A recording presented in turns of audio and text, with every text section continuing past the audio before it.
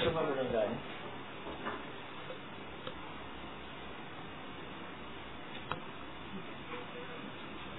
ఏదో వస్తుందని ఆశపడడం కానీ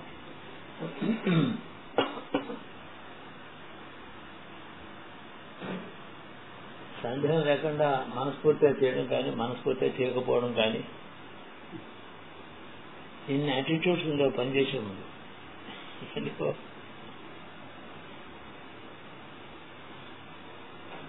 ఒక మంచి పని చెడ్డ పని అంటూ ఏమైనా ఉన్నాయా? ఏది మంచి పని ఏది చెడ్డ పని అంటే ఏది చేయడానికి భయపడతామో అది చెడ్డ పని, ఏది చేయడానికి ఉత్సాహం బాగా ఉంటుందో, ఏది చేయడంలో భయం అనేది ఉండదో, ఏది చేయడం చేత శాంతి కలుగుతుందో, ఏ పని చేసే సంతృప్తి కలుగుతుందో అది మంచి పని. అంతే కదా? ఏమిటి ఇది ఈ ఫెనామినా వెనకాల ఉండే రహస్యం ఏమిటంటే ధర్మం. పనిలో మీరు చేసే పనిలో ధర్మం ఉంటే సందేహించాం. దాంట్లో హాఫ్ హార్టెడ్గా చేయకుండా మనస్ఫూర్తిగా చేయడం అనేది మనం అవలంబించాల్సిన ధర్మం. అది ధర్మంతో కూడుకున్న పనిని ఎప్పుడు కూడా ఉత్సాహంగా సంతోషంగా చేయాలి. మరొకటి ఏంటంటే దాంట్లో ఎలాంటి ఫలం వస్తుందో సందేహించక్కర్లేదు. ఏ ఫలం రాదు, వెరీ గుడ్, ఏదో ఫలం వస్తుంది, మంచిదే. ఈ రెండు యాటిట్యూడ్స్తోనే అది ఎట్లాంటి ఏ పనో అలా ఉండే పని ఏదో దాని పేరు ధర్మం. ధర్మం ఉంటే ఆ పని ఏదో మనకి చేయాలన్నా లేదా సంకోచం, సందేహం, ఇది ఏమవుతుందో చివరికి అసలు ఈ పని పూర్తవుతుందా? ధర్మంలో ఉండే పనిని మొదలెట్టినప్పుడు పూర్తయినా కాకపోయినా విచారక్కర్లేదు, పూర్తి అవుతుందో లేదో అని కూడా అనుకోకర్లేదు. ధర్మం ఏదో మన దగ్గర ధనం ఉంది, ఇంకొకరు బాగా పనికొస్తుంది, ఆలోచించడానికి పని లేదు. వాళ్ళు తృప్తి పెడతారా, అక్నాలెడ్జ్ చేస్తారా లేదా, వీళ్ళు మంచివాళ్ళు అయినా కూడా పని ధార్మికమైన పని. గుడి కడుతున్నారు, గుడి కట్టడంలో మనం ఏదో 10 రూపాయలు ఇస్తాం, వాళ్ళు మనం సగౌరవంగా చూస్తారా లేదా అది కూడా సందేహం అక్కర్లే. వాళ్ళు మనకు మర్చిపోయి ఉంటారు అనుకోండి, మన గురించి విచారించక్కర్లేదు. గౌరవించకపోవచ్చు, ఏం పర్వాలేదు. చేసిన పనిలో ఇన్హెరెంట్ గా చేసిన పనిలో దాంట్లో స్వతసిద్ధంగా ధర్మం ఉందా ధర్మం లేదా అనే క్వశ్చన్ ఉండాలి. మనకి రెండో పని ఏమి లేదు. ధర్మం అంటే ఏంటి మరి?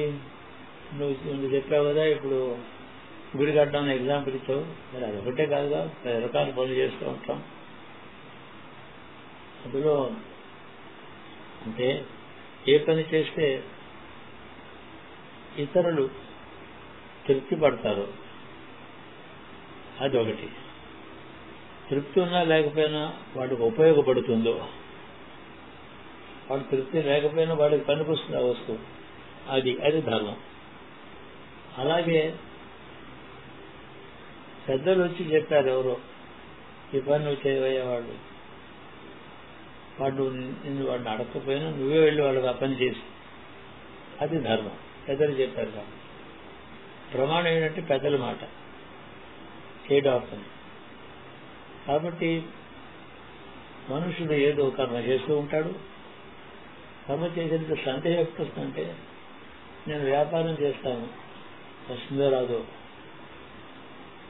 లేదా నేను ఎలక్షన్లో నుంచుంటాను, వస్తుందో గెలుస్తానో లేదో నాకు తెలియదు, లేదా ఓటో పోరు యుద్ధం గెలుస్తామో లేదో, ఇలాంటి పనుల్లో సందేహం ఉంటుంది. కారణం ఏంటంటే ధర్మం లేదు, ఒక ధర్మం అనే విషయం అందులో లేదు. ఎలక్షన్ కోసం నుంచుంటే అందులో ధర్మం అనేది ఏం లేదు. అధికారం కోసం పోరాటం, ఆరాటం రెండు ఉంటాయి. వస్తుందో లేదో తెలీదు. అది ఎందుకు లేదు అందులో తృప్తి, సందేహం ఎందుకు వస్తుందంటే ధర్మం లేదు అందులో.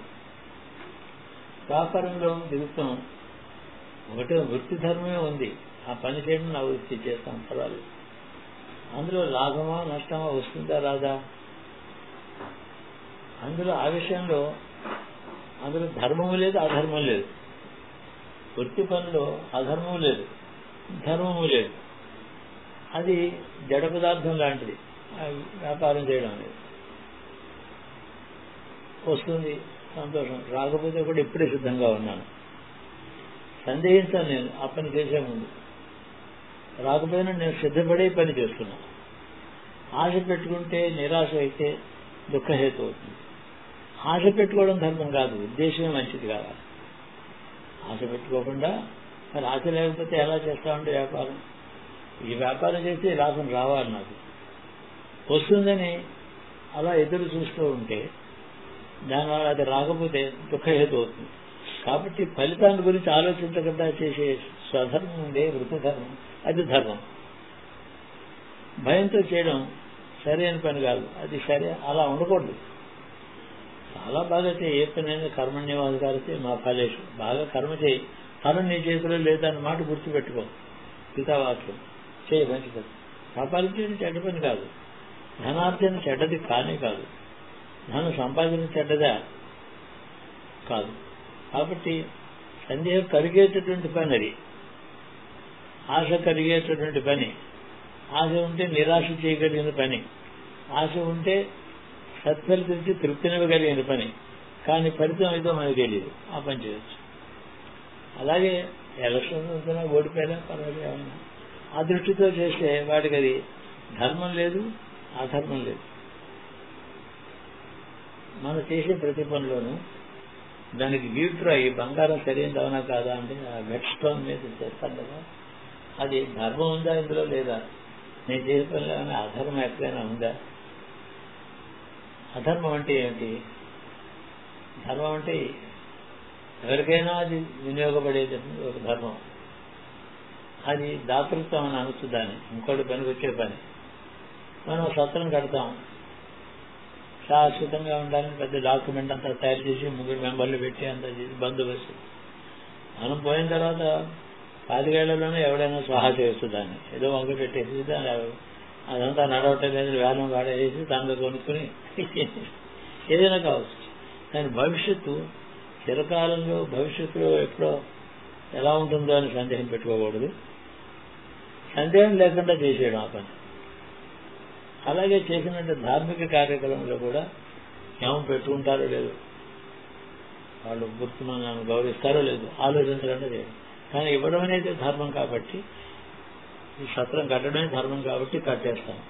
తర్వాత ఏమవుతుంది, ప్రజలు వినియోగం అవుతుందా లేదా, దాన్ని మన శాసనమైనటువంటి దానికి శాస్త్రం ఏదో రాసి పెడతాం.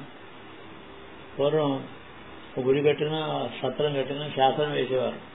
ఫలానా తిథి నాడు ఫలానా రాజు, లేకపోతే ఆ రాజుగారి మంత్రి, లేకపోతే ఫలానా యజమాని దీన్ని ప్రజల వినియోగార్థం ఇచ్చాడు, ఇక్కడ చేస్తున్నాడు, ఇది ఆచంద్ర తారార్థంగా ప్రజలు దీన్ని వినియోగించి సుఖపడుతురు కాక అని రాస్తాడు.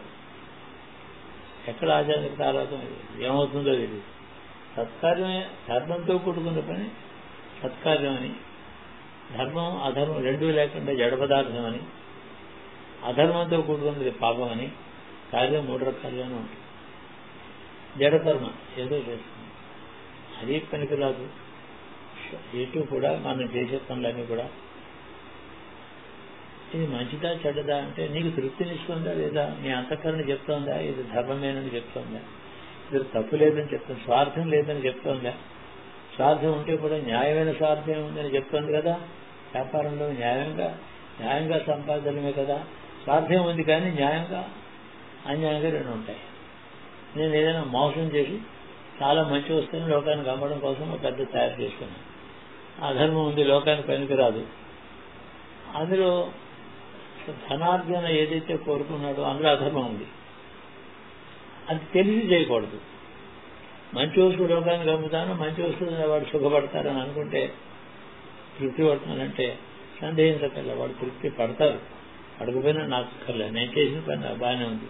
ఈ మీమాంస ఎందుకు ఉందంటే ధర్మస్వరూపం ఏంటంటే అన్నం వండుతున్నాం, మనం కూరలు అవి చేసుకున్నాం, ఉద్దేశం ఏంటంటే తినాలి. వాళ్ళు మరి ఎలా తినాలి, వాళ్ళు రుచిగా ఉందని బాగుందని చెప్పి అడిగి తినాలి వాళ్ళు.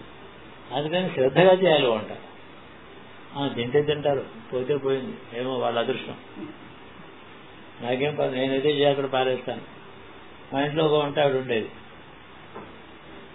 నేనైతే మంచిగానే చేసిన, తినేవాళ్ళు నోటీస్ చేయను, నాకు తెలవదు అనేది. నోటీస్ చేయనంటే బాగానే చేశానని చెప్పు, బాగానే చేశానంటుంది. సరే, తినేవాళ్ళు అదృష్టం ఎలా ఉంటే అలాగా. నాకేం పట్టింది, నేను ఎడ చేదో కుడి చేదో నాకు శాతం నాకు చేసేది పారేస్తాను. అంత శ్రద్ధగా చేయాలి, నేను తినను కదా. అలా చేయకూడదు. వంట చేస్తే వాళ్ళు తినేవాళ్ళు రుచిగా ఉండాలి, వాళ్ళు సంతోషించాలి, బాగుందమ్మా బాగుందిరా అని చెప్పాలి. ఆ ఉద్దేశంతో చేస్తే వాడు చేసిన వంటలో ధర్మం ఉంది. గట్టిగా ధర్మం లేకుండా వాడు చేసింది వాడికి ఫలం ఇవ్వదు. ఇంకోటి బాగుందన్నా బాగుండకపోయింది లేదన్నా కూడా వాడు పట్టించుకోడు, అందులో ధర్మం లేదు. అలాగే పొట్టి కథ, మధ్యన కథలు ఉంటాయి కదా, ఆయన కథ రాశాడు. కనుక తనే ఓ ముద్దు వేసా, వాడికి చదువు లేదు, సంధ్య లేదు, బ్రాహ్మణ కులంలో పుట్టాడు, వాడికి ఏం చేత కాదు. వాడిని ఏ పని చేత కాకపోతే వంట చేయరా అన్నాడు. వంట చేశాడు, యజమానికి వడ్డించాడు. చేదుగా ఉందేమిట్రా ఈ పప్పు అన్నం అంటేను, ఏం లేదు గరిట ఆ టైంకి కనపడలేదు, వేపలో పెట్టి తిప్పాను అన్నాడు. మరి నువ్వు మాత్రం ఎలా తింటారు, నాకేం కర్మ, నేను వేరే వండుకు తింటానన్నాడు. అలా వంట చేయడం కానీ, చేసే పనిలో మంచి పనే కానీ బుద్ధి లేకుండా ఇలా చేయడం కానీ అది అధర్మం. దానివల్ల వాడి ఫలితం రాదు, తిన్నవాడు కష్టపడ్డారు.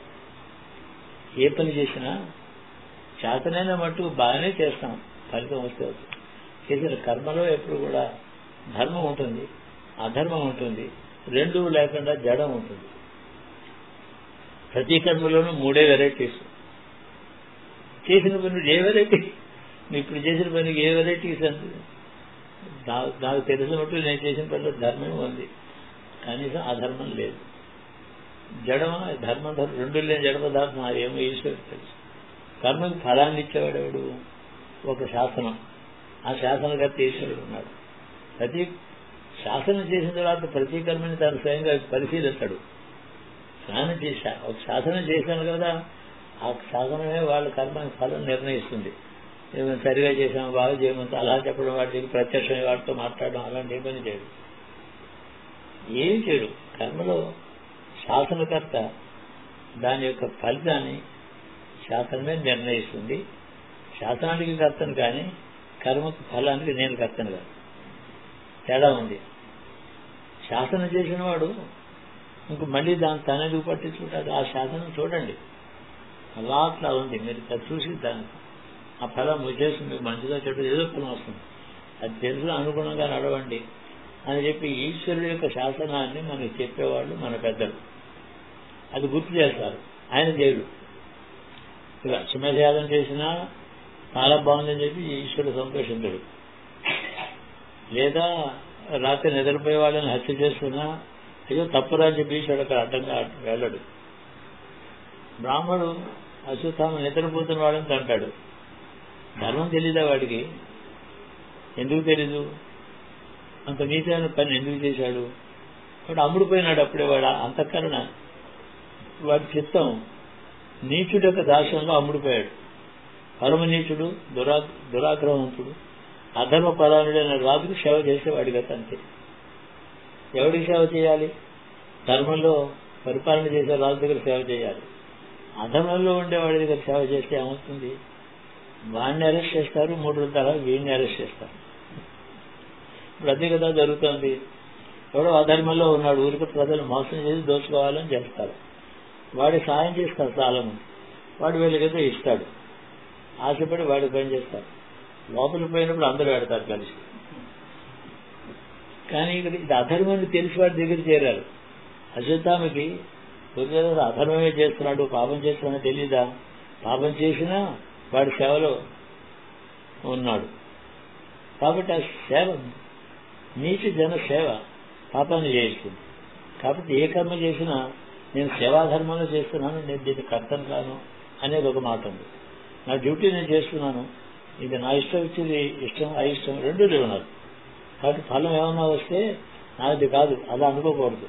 నీచుడి యొక్క సేవలు చేసే ధర్మం ఉంది, అధర్మం ఉంది, వాటితో పాటు నువ్వు కూడా అనుభవిస్తావు. నీకు వేరే పని నా సొంతమే లేదు, ఏదో చేస్తున్నాను మంచి చెడు ఉద్దేశం బాగానే ఉంది, బాగుంటుందో లేదో నాకు తెలియదు, నాకు చేతనే తోచిన పని చేస్తున్నాను. తోచిన పని చేయడమా, దుష్టుడు చెప్పిన పని చేయడమా? అది అధర్మం, ప్రత్యక్షంగా అధర్మం కనబడుతున్నాడు. అందులో అధర్మంలో ఉండేవాడికి అధర్మ ఫలమే వస్తుంది. కాబట్టి చేసే పని నీ సొంతమా ఇంకోళ్ళ పనే అని 3-4 ప్రశ్నలు. ఇంకోళ్ళ పని అయితే వాడికే ఫలం వస్తుంది, కానీ వాడు అధర్మంలో ఉన్నాడని తెలిసిన తర్వాత వాడి సేవ చేస్తే వాడు అధర్మంలో వాడు చేసిన పాపంలో ఫలం వస్తుంది. వాడు మనకి ఇచ్చేది జీతం డబ్బులు మాత్రమే కాదు, వాడు చేసే పాపంలో కూడా ఇదిగో నీకు ఇంత షేర్స్ ఇస్తానంటాడు. ఎందుకంటే కొన్ని కంపెనీలు షేర్స్ ఇస్తారు ఎంప్లాయీ, ఇలాంటి షేర్లు సమృద్ధిగా ఇస్తాడు వాడు. దుర్యోధనుడు కంపెనీ షేర్లు సమృద్ధిగా ఇచ్చాడు, అందరికి బ్రాహ్మణులకు ఎక్కువ ఇచ్చాడు, క్షత్రియుడికి ఇచ్చాడు, చాలా ఇచ్చాడు, వాడు అందరూ అనుభవించారు. అయినా వాడు ఉపాయం ఏంటంటే ఆ యుద్ధంలో చచ్చిపోతే స్వర్గం ఉన్నారు కదా, ఆ క్లాజ్ ఇక్కడ పనికి రాదు. ఎందుకంటే యుద్ధం ధర్మం కోసం చేయలేదు, అధర్మం కోసం ధర్మం చేశారు కాబట్టి వాళ్ళు స్వర్గానికి వెళ్ళరు, ఆశ వాళ్ళకి పెడతామని. ఇక్కడ యుద్ధంలో చచ్చిపోవడం అనే ఫలం కంటే తెలిసి చేసిన పాపం కాబట్టి ఫలం ఎక్కువ. ఇది 1% అయితే అది 100%. అందువల్ల దేశంలో రాజకీయం ఉంది, ఒక ధర్మంలో ఉండే వాళ్ళు కొందరున్నారు, ధర్మం కోసం రాజకీయాల్లో చేసిన వాళ్ళు కొందరున్నారు. అధర్మం తెలిసిండి అందరూ లోకాన్ని పీడించడానికి, చౌర్యం దొంగతనం చేయడానికి తెలిసిండి చేసే రాజకీయాలు ఉన్నాయి. ఎందులో పెడతాం మనం? ఆ ఫలం మనకు వస్తుంది. దేశాన్ని దోసుకునే నాయకుడి దగ్గర వెళ్ళి మనం వాడి సేవలో మనం కూడా పాలు పంచుకుంటే, వాడి పనిలో మనం ఉంటే ఫలితం బాగుంటుంది. అది ఎప్పుడు కూడా దాన్ని అనుభవించడం తప్పదు. ఇది మనిషికి కర్మ. అందులో భగవద్గీతలో కష్టి జాతి దిష్ట అనే శ్లోకం ఉంది. పుట్టినవాడు ఎవడైనా ఏ కర్మ చేయకుండా ఉండలేడు, కర్మ చేయకుండా ఉండలేడు ఎవడు. నేను కళ్ళు మూసుకుంటాను కాసేపు ఎవరు అంటే అది కూడా కర్మ అంటాడు. ధ్యానం చేస్తున్నాను అంటే అది కూడా కర్మ. ధ్యానం నేను శివుని గురించి చేస్తున్నావా, ఏదైనా దుష్టశక్తి ఎవరి మీద ప్రయోగం చేయడానికి రాక్షసుల మీద ధ్యానం చేస్తున్నావా? ధ్యానం మంచిదే, కానీ ఏ ధ్యానం చేస్తున్నావు? ఎవరైనా ప్రయోగించడానికి దుష్టశక్తిని గురించి ధ్యానం చేసుకోవచ్చు, శివుని శివ ధ్యానం చేయవచ్చు. వాడు ధ్యానం అనే దాంట్లో కూడా మంచి గురించి ఉంటుంది. రాక్షసులు చాలా తపస్సు చేశారు, విపరీతంగా తపస్సు చేశారు. ఆ తపస్సులో వాళ్ళకి వచ్చిన ఫలం వాడి ఉద్దేశాన్ని బట్టింది. లోక కంటుకలైన ఫలాలు సంపాదించారు. కాబట్టి కర్మ చేయకుండా మనిషి ఉండడే లేడు, దానికి తగిన ఫలం వస్తుంది అన్నాడు. దానం చేశాడు, అవతల వాడి మీద దయతో సద్వినియోగం అవుతుంది, వాడికి నా ఇచ్చిన రూపాయి వాడికి సద్వినియోగం కావాలి, అయ్యో కష్టంలో ఉన్నాడు అని సానుభూతి ఇవ్వడం ఒకటి, వాడు బాధపడలేక ఇచ్చి పంపించాను ఉండదు. అది వెనకాల అంటే కర్మ వెనకాల సంకల్పంలో గుణము ఉంటాయి. రజోగుణం ఉన్నవాడు అయిష్టంగా కూడా దానం చేయొచ్చు, సత్వగుణం ఉన్నవాడు వెనక్కి తిరిగి చూడకుండా దానం చేస్తాడు. ప్రతి కర్మలోనూ కర్మ చేయకుండా ఉండటం లేదు కాబట్టి కర్మలో ధర్మం ఉందా లేదా అదొకటి, సంకల్పంలో పరిశుద్ధ సంకల్పం ఉందా లేదా, లేదా ఒకడు వస్తాడు మీ ఎదురుంటానండి మా దేవాలయానికి 10 లక్ష రూపాయలు ఇచ్చాడండి, అలాగా వాడికి వీడికి రోజు దావాలు అవుతున్నాయి. వాడు వీడికి శత్రువు, వాడి పేరు వాడిని గురించి స్తోత్రం చేస్తున్నాడు వీడు. అదే వాడు 1 లక్ష ఇచ్చాడా, నేను 2 లక్షలు ఇస్తాను, నా పేరు చెప్పు అందరికీ. వాడి మీద అసూయం కోపం కొద్దీ వాడికంటే ఎక్కువ ఇవ్వడం. ఆ మాట ముందర చెప్పదు వీడు 1 లక్ష ఇవ్వడు, 10,000 కూడా వీడు ఇవ్వడం. ఇప్పుడు కాదు తర్వాత చూద్దాం అంటాడు. వాడికి కీర్తిస్తున్నాడు వాడిని వీడు, అందుకని వాడికంటే నేను ఎక్కువ ఇస్తాను చూడు మంచి ఎక్కువ ఇచ్చి ఆ కీర్తి తనకు మళ్లించుకుందామని పాపం. సదుద్దేశం లేదు అందులో, వితరణ ఉందా లేదు. కాబట్టి సత్కర్మలో వెనకాల కూడా సంకల్పం సక్రమంగా ఉండాలి, అది ధర్మం. సత్కర్మలోనూ కూడా ధర్మమే ఉండాలి, ఇతర కారణాల వల్ల కాదు. ఏదో ఇతర కారణాల వల్ల చేసే దానం కాదు. పాపం ఏంటి, గుడికి వెళ్లే దారిలో రాళ్లు కనిపించుకుంటారు. ఎవరో పలానా వెంకాయమ్మ గారి ధర్మం అని రాయించుకుంటున్నారు. 3 రాళ్లు కలిసి ఆ రోజు 3 10 రూపాయలు. ఆవిడ ధర్మం రాయించుకుంటుంది. ధర్మం కాదు అది. అదే తన పేరు అందరూ చదువుతూ ఉండాలి. ఈవిడ ధర్మం చేసిందని అనుకోవాలి. అమాయకత్వం అది. తను ఎవరికి ధర్మం చేస్తుంది? తనకేమో బాగా ఆస్తి ఉంది. గుడికి నేను ధర్మం చేశానని అనుకోవడం చేత అది చిత్తం ముందు పరిశుద్ధత లేక ఏ ఫలం రాదు. అందులో చేసే పని ఆ కాస్త పనైనా మంచిదే పాపం. అంతకన్నా ఆలయం కట్టిన మేస్త్రీలు ఈనాడు డబ్బులు తీసుకున్నాం, కట్టాం, మనం కూడా ఏవైనా ఇవ్వాలి కదా అంటే మనం 10 రాళ్లు మనం కూడా మన డబ్బులోంచి వేద్దాం అనుకుంటారు. వాడికి ఫలం వస్తుంది. కట్టిన కూలివాడు సద్బుద్ధి కలిగి వాడు 10 రాళ్లు వాడు సొంత ఖర్చు అక్కడ వేశాడు, వాడికి ఎంతో ఫలం ఇస్తాడు. ఇలాగా వృత్తి కర్మకి వెనకాల సంకల్పము, చిత్తశుద్ధి, ధర్మము, అధర్మము, న్యూట్రాలిటీ ఇన్ని ఉన్నాయి. ఏమీ లేకుండా కర్మ ఏదో మంచి పనే చేస్తాను, ఇప్పుడు ఫలితం కోసం ఎదురు చూడడం, కీర్తికాంక్ష కూడా నాకు లేదు. సద్వినియోగం అయితే చాలు. సద్వినియోగం అవడం చేత వీళ్ళు నాకు ఇచ్చే శాలువులు సన్మానాల కంటే దేవతలు పుణ్యఫలం ఇస్తారు. దేవతలు ఇచ్చే పుణ్యఫలం వీళ్ళు ఇవ్వలేరు, మనసు తీసుకుంటారు. కానీ దేవతలు ఇచ్చే పుణ్యఫలం కదా నాకు ముఖ్యంగా కావాలి. వీళ్ళు నన్ను కీర్తిస్తే ఏం కీర్తించకపోతే నాకు పర్వాలేదు. కాబట్టి కర్మ వెనకాల చిత్తం, సంకల్పము, ధర్మం, అధర్మం ఇవన్నీ కూడా పెద్ద పనులు ఏది చేసిన ముఖ్యం. రోజు వండుకోవడం తినడం ధర్మం కాదు, అధర్మం కాదు, పెద్ద పని అది. స్నానం చేయడం అది కూడా కర్మే. కానీ ఏముంది అందులో? చేయకపోతే ఒళ్ళు మురిగ్గా ఉంటుంది. చేయడం పుణ్యం కాదు, గొప్ప జ్ఞానం కాదు, చేయకపోతే ఒళ్ళు బాగుండదు. కాబట్టి అవసరానికి వాళ్ళు దాని విధి. సంధ్యావందనం చేస్తే ఏమిటి అడిగారు.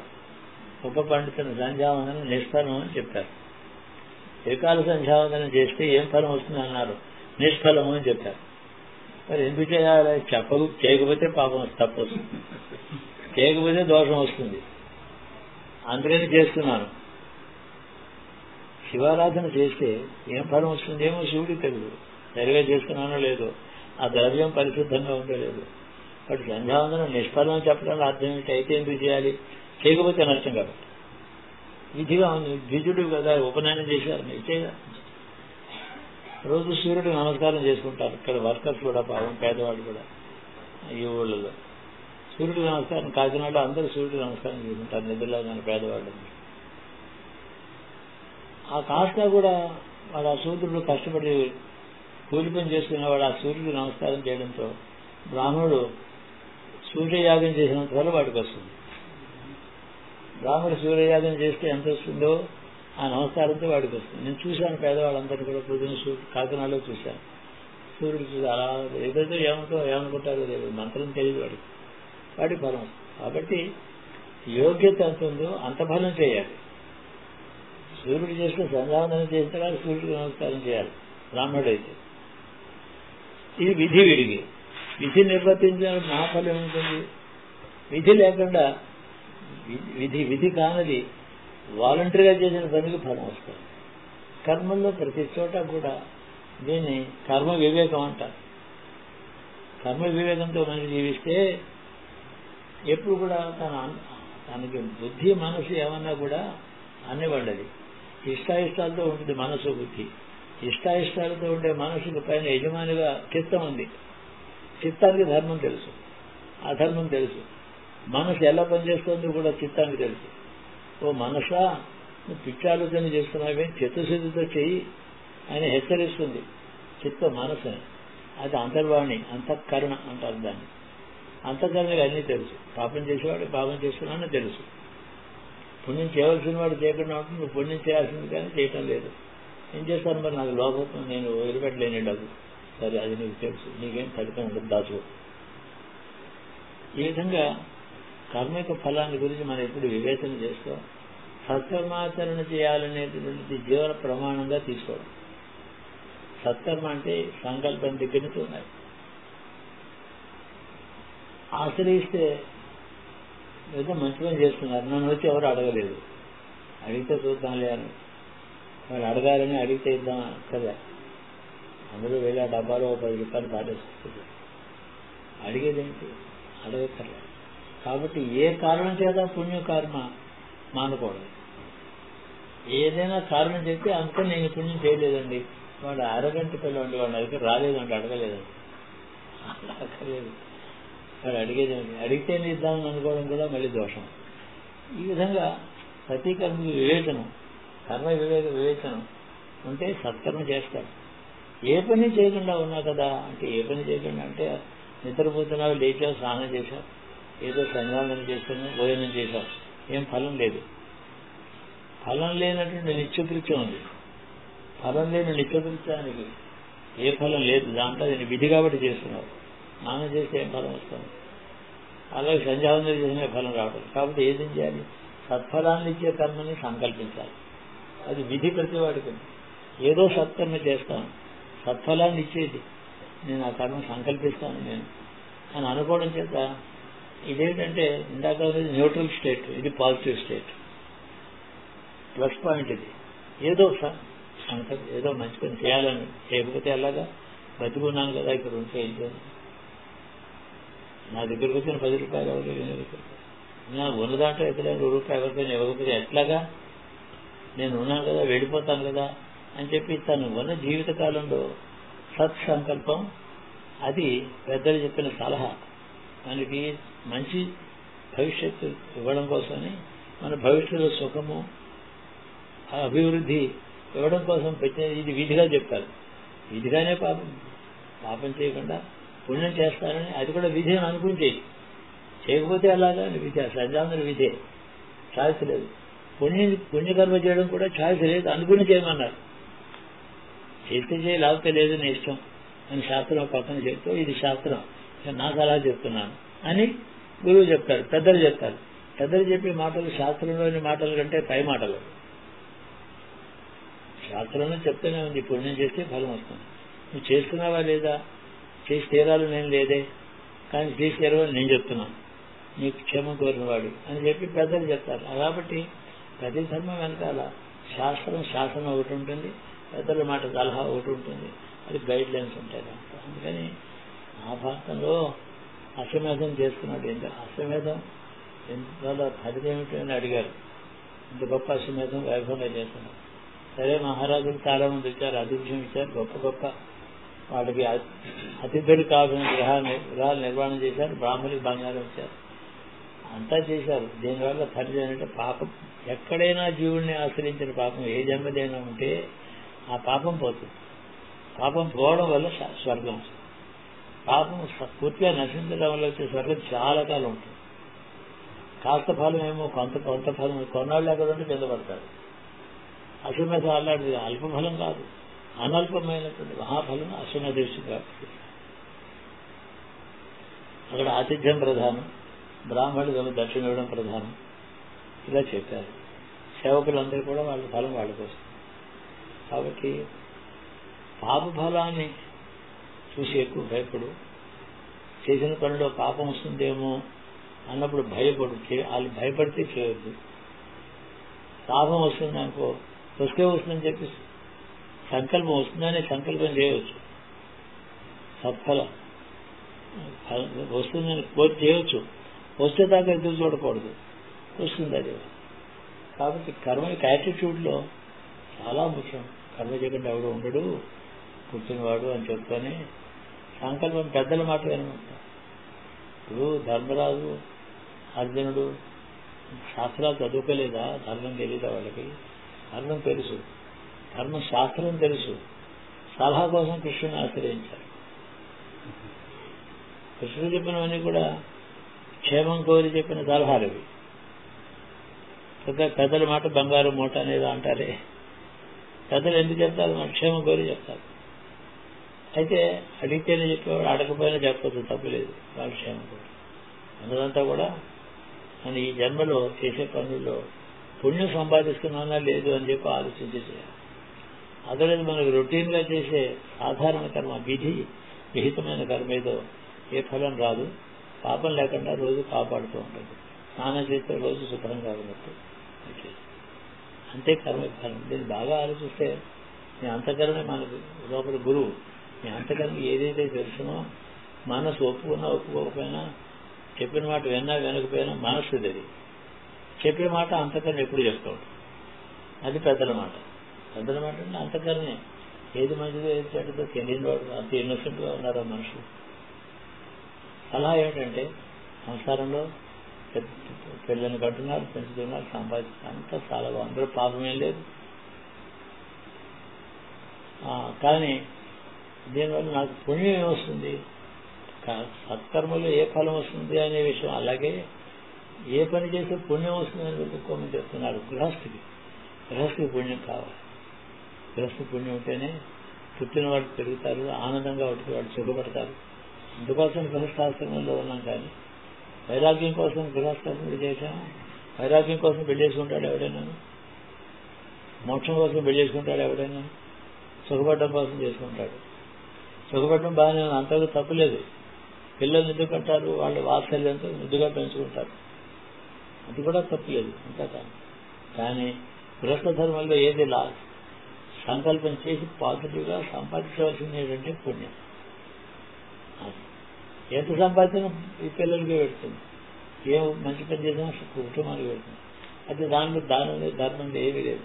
ఇది కాక ఏమైనా దాని పుణ్యం సంపాదించుకుంటాను అనుకుంటే పిల్లలకి పనికొస్తుంది, నీకు పనికొస్తుంది, ఓతలో కలుగుతాను. పాపానికి ఎప్పుడు ఒడిగట్టకూడదు. పుణ్యం చేసుకుంటానని సంపాదిస్తానని చెప్పి ధనం కంటే ఎక్కువ విలువైన వస్తువు పుణ్యం ఉంది. కాబట్టి దాని ద్వారా పుణ్యం సంపాదించడం తెలివైన పని అని చెప్తున్నారు పెద్దలు.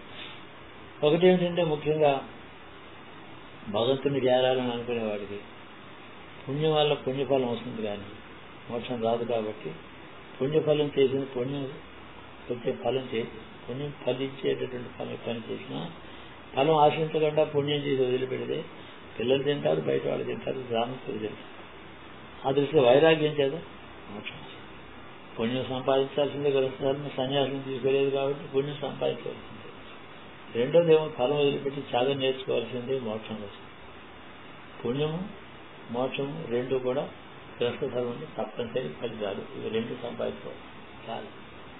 కాబట్టి ఏదో ఇచ్చే ఎవరికైనా ఇచ్చే ఆతిథ్యంలో స్వధర్మం అది. నేను అందరికీ ఆతిథ్యం ఇస్తాను, నాకంతా పుణ్యం అనుకోకూడదు. ఆతిథ్యం ఇవ్వకపోతే తప్పు కాబట్టి ఇచ్చి తీరాలి, దానికే ఫలం ఉంటుంది అనుకోవాలి. వచ్చినాడు ఆ భోజనం పెట్టాను కదా అంటే దానిలో పెట్టకపోతే పాపం వస్తుంది నీకు, కాబట్టి చేసావు, అందులో పుణ్యం ఉంది అలా అనుకోవాలి. ఇది కాక ఏదైనా పుణ్యం చేయాలి అని పిలిచే చేయాలి. అలాగా పుణ్య సముపార్జన వివేకం, పాపం చేయకుండా ఉండడం తెలివి.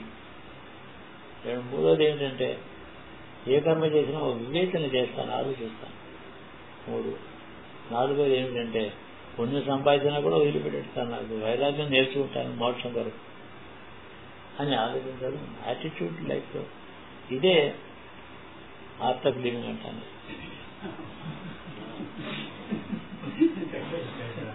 అందులో ఈ మాటలు అన్నీ వచ్చాయి కదా, అన్నీ వచ్చాయి కదా. ఇది ఉంది భోజనం, ఆ ప్రాణం నిలబడుతున్న భోజనం. కాబట్టి శరీరాన్ని అహింస అనే మాటకి శరీరాన్ని కూడా హింస పెట్టద్దు అనే మాట ఉంది అర్థం. పంచాగ్ని మధ్యంలో ఒంటి కాలం తపస్సు చేస్తాను, శరీరాన్ని దుఃఖ పెడుతున్నావు దేని గురించి? లేదండి లోకక్షేమం కోసం తపస్సు. నువ్వు శరీరాన్ని కష్టపెట్టి చేసిన తపస్సు దేశం కోసం చేస్తున్నావా, శాబాష్, నీకు మోక్షం వస్తుంది. స్వార్థం 40 రోజులు ఒంటిగారి మీద చేస్తే 1000 కోట్లు వస్తాయి, 1000 కోట్లు వస్తుందని చెప్తాను శాస్త్రం కాబట్టి అనుకుంటుంది. అది దాని పుణ్యం లేదు. ఈ హింస కూడా నీకు అందులో వస్తుంది.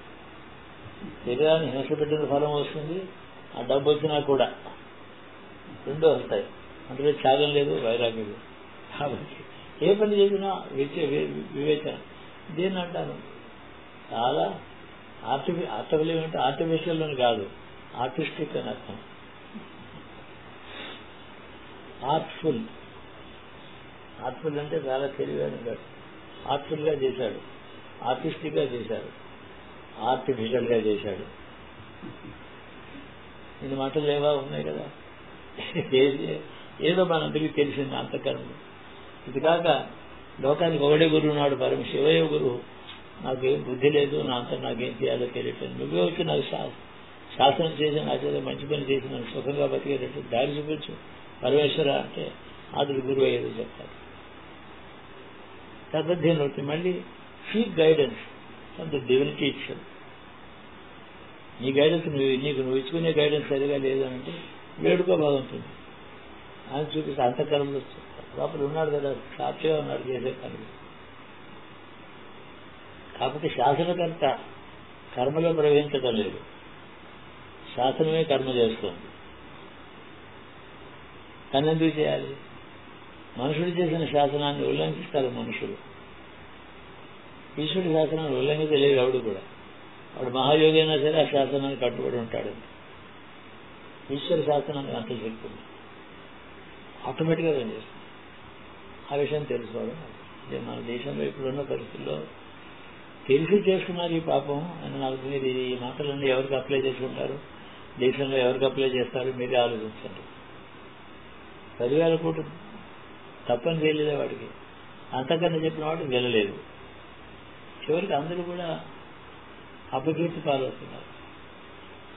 ఈ వివేకహీనుడై చిన్నపిల్లలు ఏదో తప్పు చేసి దెబ్బ తగులుచుకున్నట్టు అలా ఉన్నారు. వాటి మీద జారిపడవలసిన పని మనకి.